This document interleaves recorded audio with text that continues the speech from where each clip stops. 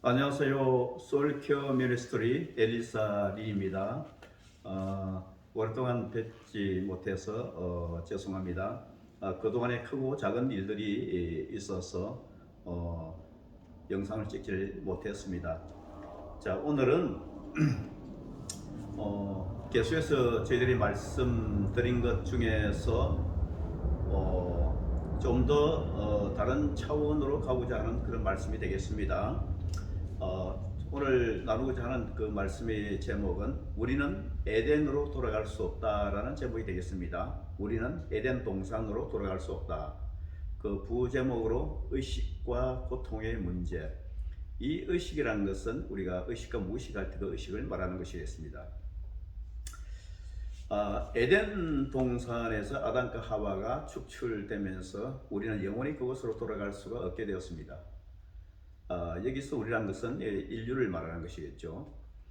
성경의 창세기 이야기를 조금만 아시는 분이라면 에덴으로 가는 길에는 불타는 화염검으로 천사들이 막고 있다 하는 것을 알 것입니다. 이 창세기 3장 24절 말씀이죠. 이같이 하나님이 그 사람을 쫓아내시고 에덴 동산 동쪽에 그룹들과, 이 그룹은 천사들이죠. 두루도는 불칼을 두어 생명나무의 길을 지키게 하시니라. 아멘. 이렇게 쫓겨난 축출된 우리의 인생길은 사막과 같이 황폐하고 거친 불모의 땅을 고통스럽게 넘어서 점차로 더 깊은 의식의 수준으로 향하는 길을 개척하면서 앞으로 전진할 수 있을 뿐입니다. 실제로 인간의 타락이란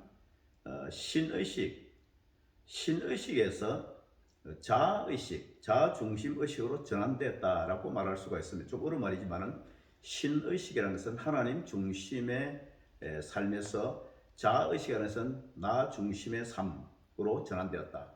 우리의 사고의 틀이 그렇게 변화됐다, 이런 말씀이 되겠습니다. 이렇게 길을 걷다가 힘들고 고통스러울 때 적당량의 술이나 마리화나나 코카인 아니면은 이런 유도를 약간 섞어 마시게 되면은 우리는 잠시나마 일시적으로 현실을 잊어버리고, 현실의 고통을 잊어버리고, 다시 말씀드리면 일시적으로 잃어버린 의식을 되찾은 듯한 느낌에 빠질 수가 있습니다. 이렇게 기분이 좋아진 우리는 다시 한번 창조주와 하나 되었다는 따스하고 흐릿한 느낌의 의식을 갖게 된다는 것입니다.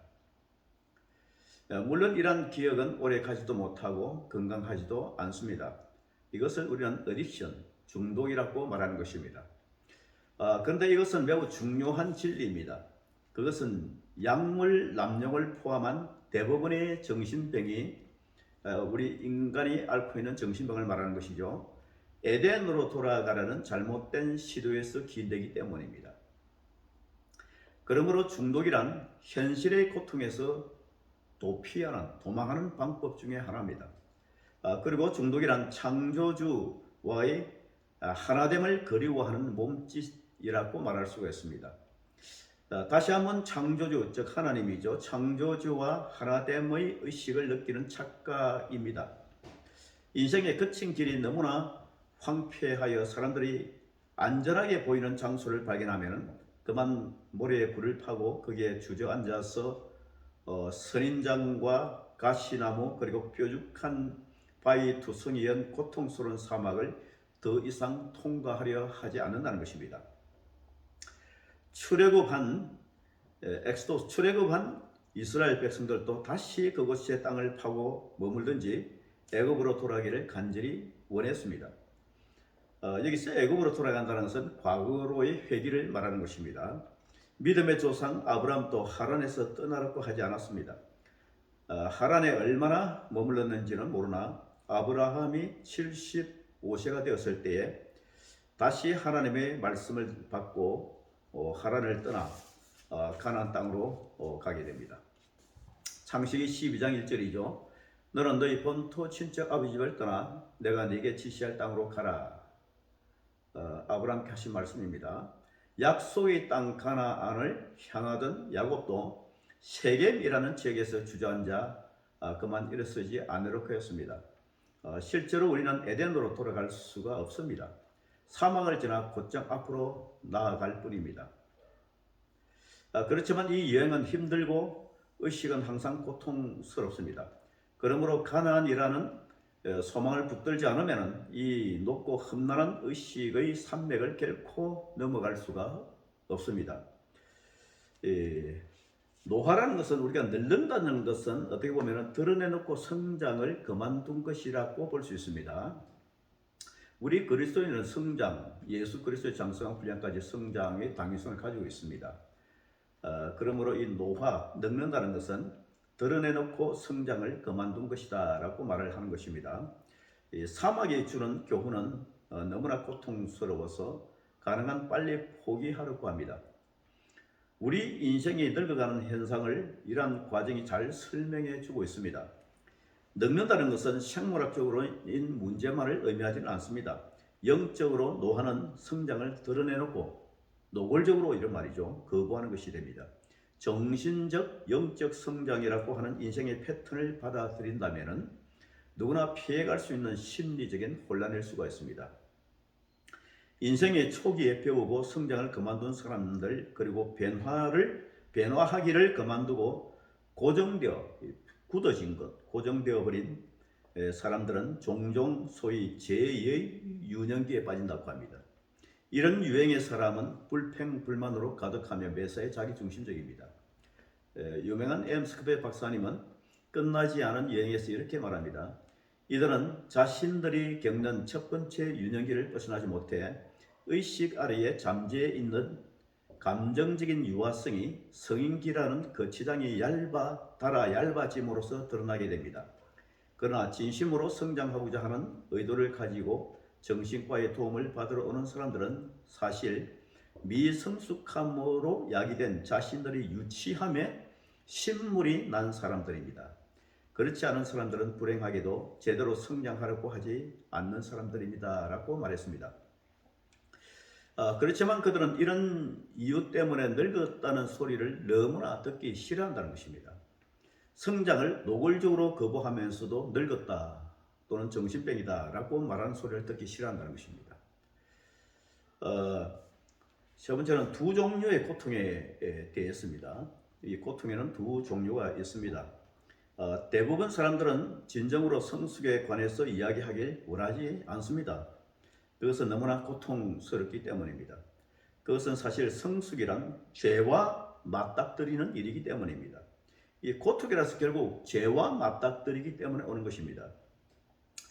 우리가 당하는 고통은 선악과를 따먹음으로써 생긴 자의식에 대한 대가를 치르는 과정이다 라고 설명할 수가 있습니다. 이 자의식 하는 것은 자기중심 의식을 말하는 것입니다. 에고 컨셔스네스라고 말하는 것입니다. 하지만 성장을 위한 긍정적인 고통이라는 것도 있습니다. 그것은 아담이 범한 과일나무에는 악과 나무가 아니라 선악과 나무라고 하기 때문입니다. 이는 선악과 나무를 말하는 성의 개념과 하나님의 선과 구별하여 도덕적 선으로 볼 수 있습니다. 무슨 말이냐면은 이 선악과 나무, 아담 하와가 범한 선악과에서의 선, 하나님의 선, 만물을 창조하실 때 좋았더라 하는 그 선을 말하는 것입니다. 선과 구별하여 도덕적 선으로 볼 수 있다는 것입니다. 그러므로 이 땅에는 부정적인 것만 있는 것이 아닙니다. 긍정적인 측면도 있음을 우리는 알아야 합니다. 그러나 이러한 도덕적 선으로는 하나님의 선에 다 참여할 수는 없습니다.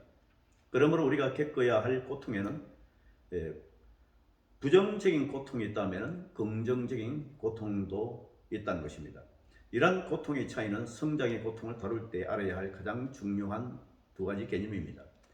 이 두 종류의 고통을 다시 말씀드리면 신경적인 고통이 있는 반면에 존재론적인 고통이 있는 것입니다.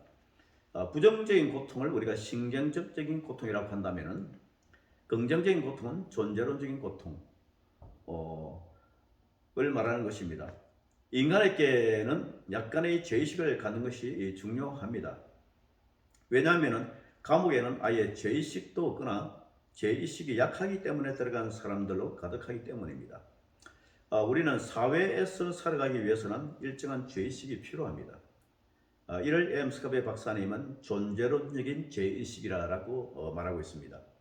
신경적 죄의식은 불필요한 것으로 사망을 통과해야 하는 여행의 방해가 되는 의식을 말하는 것입니다. 지금 내가 겪는 괴로움은 걱정이나 죄의식은 존재론적인가 아니면 신경적인가?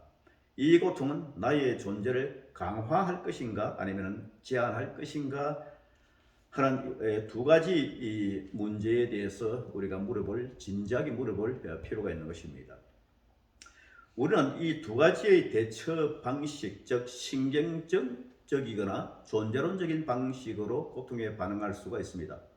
존재론적인 고통은 십자가를 짐으로 승자로 가게 하지만은 신경적 고통은 병든 의식으로 서서히 자신을 죽게 만든다는 것입니다.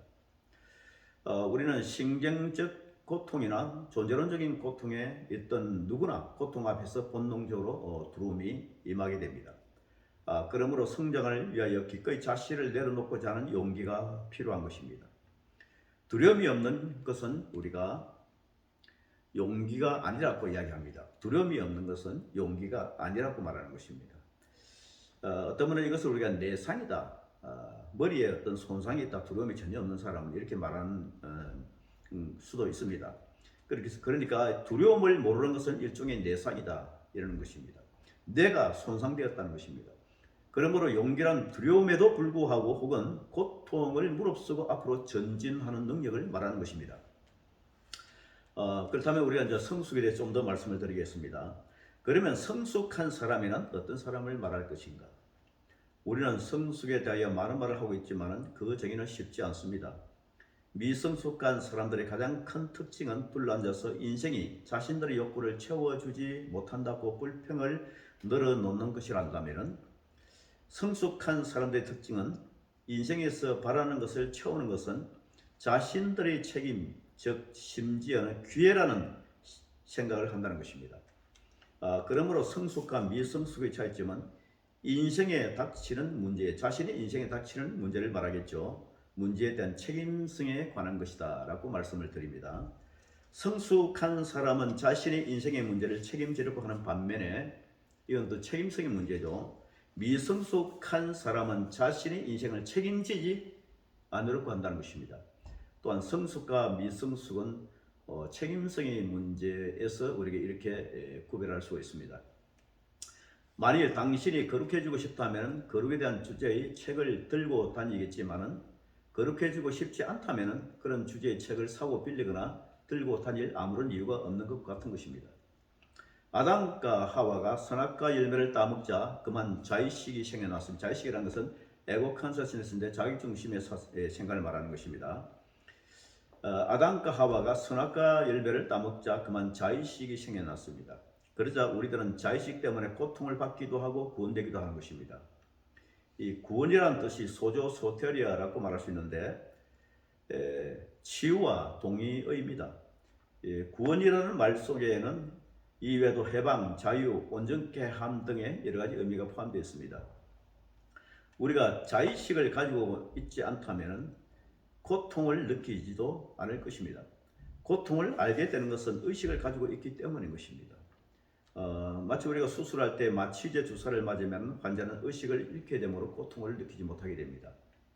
그러나 마취에서 깨어나면 고통을 느끼는 것을 알 수가 있습니다. 그때는 의식이 돌아왔기 때문이라고 말합니다. 사람들의 비생산적이고 불필요한 괴로움, 즉 육체적인 괴로움을 면하게 하는 방법들 가운데는 하나는 마취를 시켜서 의식을 잃게 해서 고통을 느끼지 못하게 하는 것입니다. 하지만 전적으로 의식 때문에 고통을 알게 된다면 또 한편으로 의식으로 인해 구원을 얻을 수 있다는 것입니다. 이때 의식은 셀프 컨셔스너스를 말하는 것입니다. 왜냐하면 구원이란 좀 어려운 개념인데 제가 되도록 쉽게 말씀드리겠습니다. 에고 컨셔스너스는 자기 중심의 의식을 말한다면 자의식이라고 말씀드렸죠. 셀프 컨셔스너스는 하나님 중심 의식입니다. 하나님 중심 의식.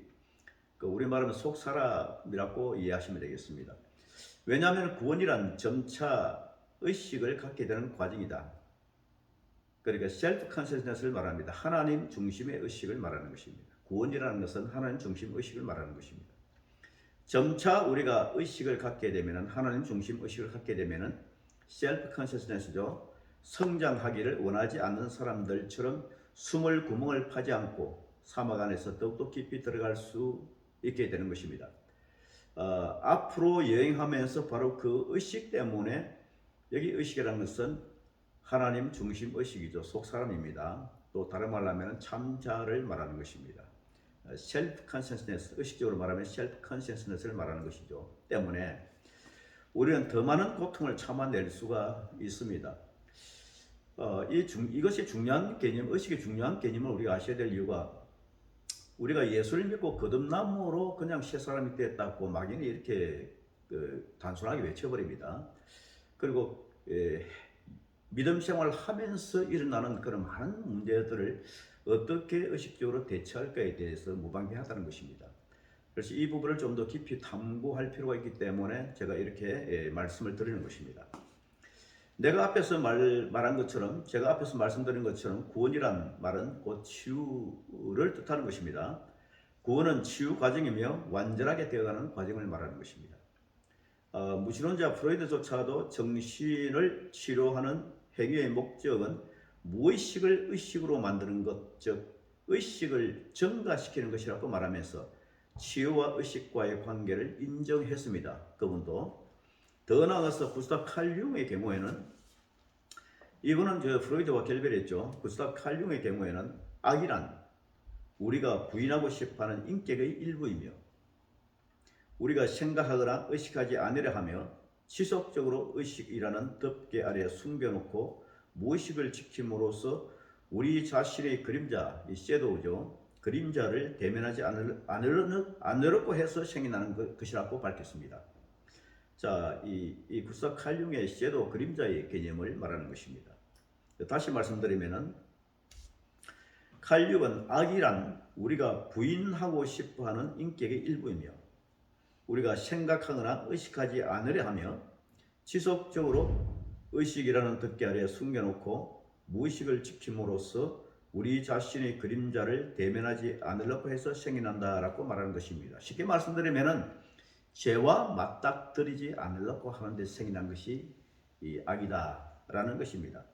칼 융이 인간의 악을 그림자 자체가 아니라 그림자와 맞닥뜨리는 것을 거부함으로 생겨난다. 이 그림자는 우리가 죄의 부분이라고 이해하시면 되겠습니다.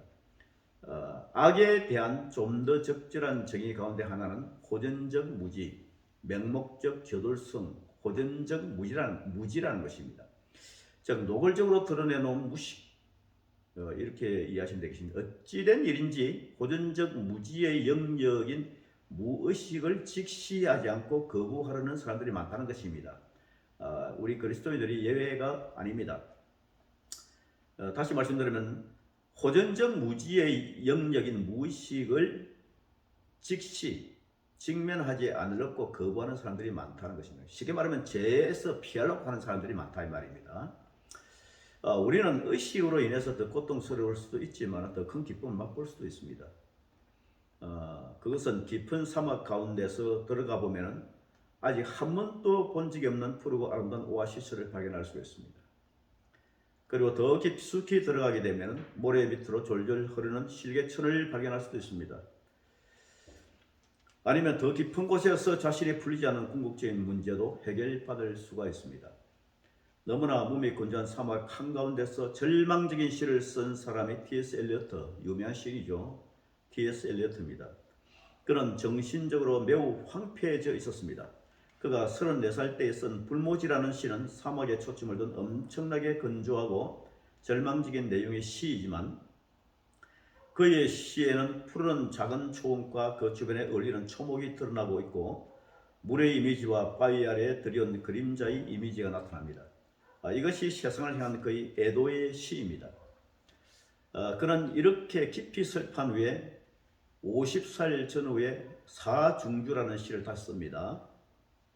이 시의 첫 행은 장미 정원이 나오고 지저귀 있는 새들과 웃고 있는 아이들에 관한 내용으로 시작됩니다. 그리고 엘리어트는 이전에 좀처럼 쓰지 않았던 가장 풍요롭고 찬란하게 푸르고 신비로운 시들을 연이어 몇 편을 씁니다. 그리고 엘리어트는 생을 마칠 때까지 즐겁게 살았던 것으로 유명합니다. 우리는 자신만의 험난한 길을 따라가며 고통스럽게 분투하고 있을 때에 T.S. 엘리어트에게서 상당한 위안을 받게 됩니다.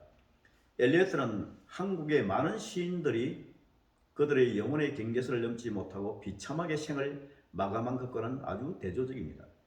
그 영혼의 경계선이라는 것은 자아의 숨음, 이것이 생소한 개념인데 다른 말로 하면 철회, 철학적 용어로 철회, 자아의 철회, 또 토라짐, 토라안점 이런 의미가 되겠습니다. 오늘 제가 소개해 드리는 것은 이 교회에는 잘 쓰지 않는 그런 용어들입니다.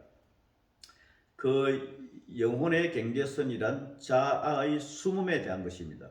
교회에서 쓰지 않는다고 해서 몰라서 된다는 말이 아니라 가장 중요한 개념들입니다. 그래서 반드시 알아야 될 개념들이다 말씀드릴 수 있습니다. 창세기 3장에 나오기 때문에 그렇습니다. 창세기 3장의 아담의 고백을 보면 벗었음으로 두루와 숨은나이다. 여기에 벗음과 두려움과 숨음이 나오거든요. 이 숨음이 자아의 숨음, 자아의 철회, 토라짐, 도라안전 이런 의미를 가지고 있습니다. 중에 하나인 자아의 숨음에 대한 것입니다.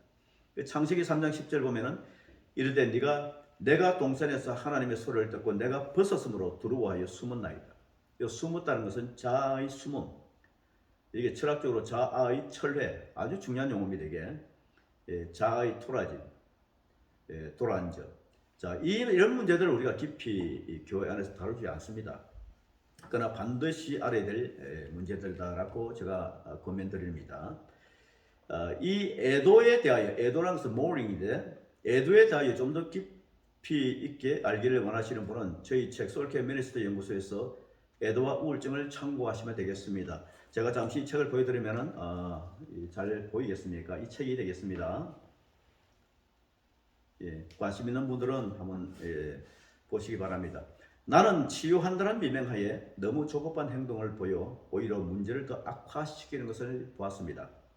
하지만 고통받고 있는 사람들에게 가장 치유가 되는 일은 주로 그러한 고통을 없애놓고 시도하는 것보다 기꺼이 그 고통에 함께 참여하는 일이 되겠습니다. 그리고 그의 토라진 자, 아담이 고백한 내용이죠. 자아의 숨음, 숨은 나이다는 숨음. 토라진 자를 달래는 것입니다. 이게 누가 달래느냐 하면 자기 자신의 어린 자를 달래는 것입니다.